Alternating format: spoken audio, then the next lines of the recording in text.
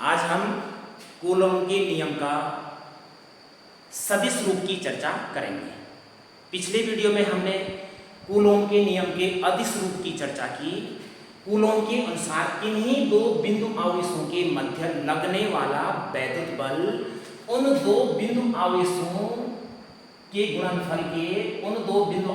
गुणनफल के समानुपाती व उनके बीच की दूरी के वर्ग के व्युत्क्रमानुपाती होता है।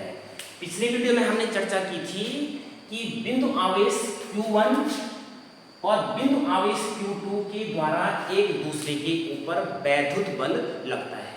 किस दिशा में लगता है इसकी चर्चा हमने नहीं की।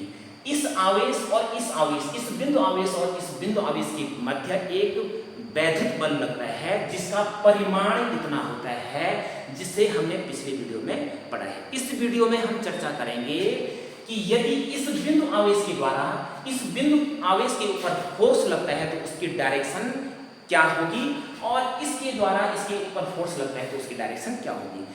जैसे कि हमने यहाँ पे लिया है, दोनों बिंदु आवेशों को धनात्मक लिया है। हम दोनों को ऋणात्मक ले सकते हैं या एक को धनात्मक और एक को ऋणात्मक ले सकते हैं। फिलहाल हमने यहाँ पर एक आवेश Q1 और दूसरा Q2 लिया है, दोनों को धनावेश लिया है।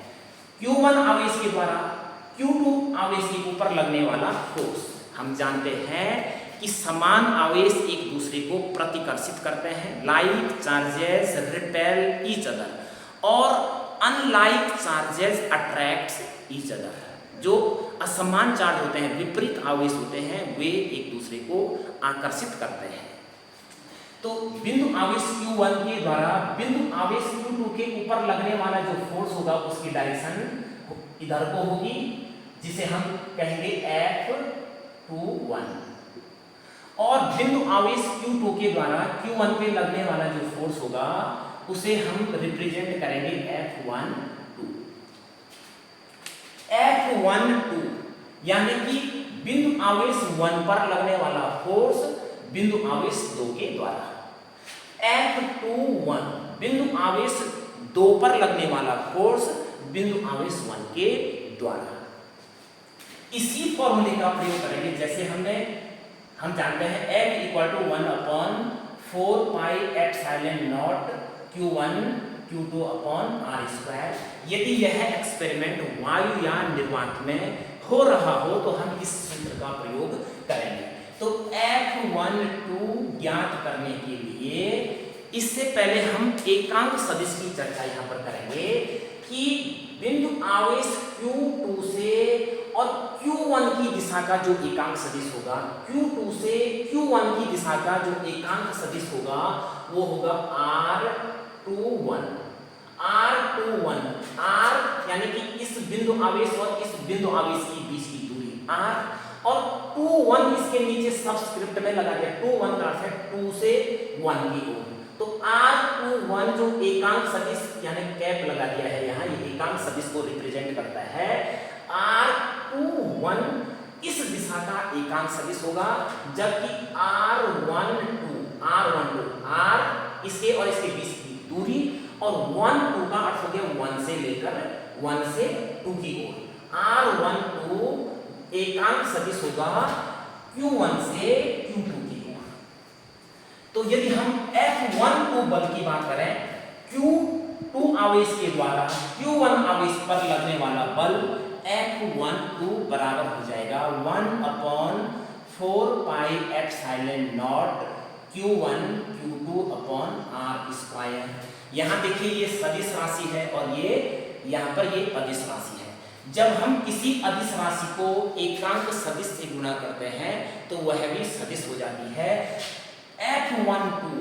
F12 यानी कि इसके ऊपर लगने वाला फोर्स किसके द्वारा, 2 के द्वारा, इसके द्वारा इसके ऊपर लगने वाला फोर्स, तो ये वाला एकांक सदिश लेंगे, R21 वाला एकांक सदिश से इसको गुणा कर देंगे और ये हमें प्राप्त हो जाएगा बिंदु आवेश Q1 पर लगने वाला फोर्स।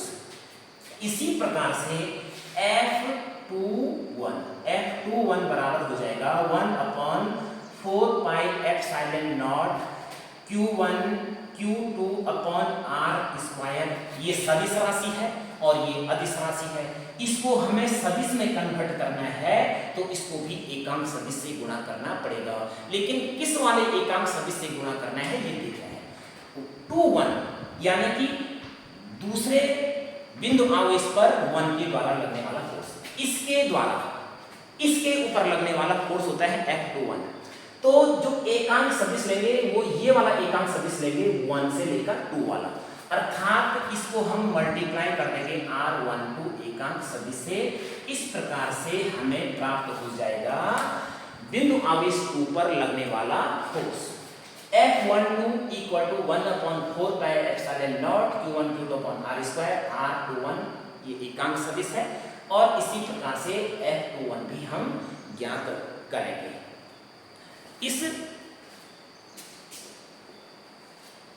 इन दो से स्पष्ट है कि F12 जो फोर्स है उसकी डायरेक्शन और F21 फोर्स की डायरेक्शन अपोजिट है, लेकिन दोनों का परिमाण समान है।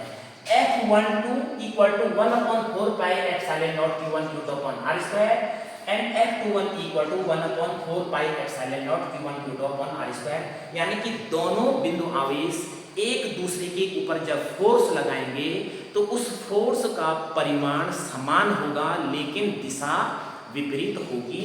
F12 equal to minus F21। कई बार एग्जाम में पूछा जाता है, सिद्ध कीजिए F12 equal to minus F21। और याद करने के लिए मैं एक तरीका आपको बता दूं, यदि F12 यहाँ हो तो एकांक सदिश को ठीक 2 1 कर दीजिए, और यदि F21 फोर्स हो तो एकांक सदिश को 1 2 कर दीजिए। सिद्ध कीजिए, एक प्रश्न पूछा जाता है बार बार परीक्षाओं में, सिद्ध कीजिए F12 बराबर होता है माइनस F21। तो हम या तो यहां से शुरू करें या तो यहां से शुरू करें। हम जानते हैं F12 force on 1/2 equal to होता है, F12 से शुरू करें तो ये होता है 1/4 pi epsilon naught Q1 Q2 upon R²। याद रखने के लिए मैंने कहा था कि इसको किस वाले एकांक सदिश से गुणा करना है, ये 1 2 है तो ये 2 1 वाले एकांक सदिश से गुणा करेंगे। हमें सिद्ध करना है F12 इक्वल टू होता है माइनस F21। तो इसी सूत्र में R21 एकांक सदिश है, R21 एकांक सदिश है Q2 से Q1 वाला एकांक सदिश, इसको हम लिख सकते हैं माइनस R12 एकांक सदिश, यानी कि इस R21 जिसकी दिशा इधर को है उसको हम लिख सकते हैं माइनस R12 जिसकी दिशा इधर के लिए है, यानी कि इस वाले सूत्र में हम R21 के बजाय लिख सकते हैं F12 equal to 1/4 pi epsilon naught Q1 Q2 upon R², और R21 को हम लिख सकते हैं माइनस, इस माइनस चिन्ह को मैं आगे रख दूं, R12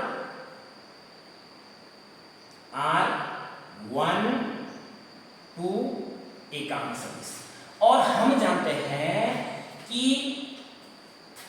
F21 बराबर होता है 1/4 pi epsilon naught Q1 Q2 upon R², और कौन सा वाला एकांक सदिश होता है 1 2 वाला, यानी कि F12 इक्वल टू हो गया, माइनस की जगह माइनस रखेंगे, और जो ये 1/4 pi epsilon naught Q1 Q2 upon R² into R12 है, ये किसकी वैल्यू होती है, ये होती है F21 की वैल्यू, तो इसको हम लिख देंगे F21।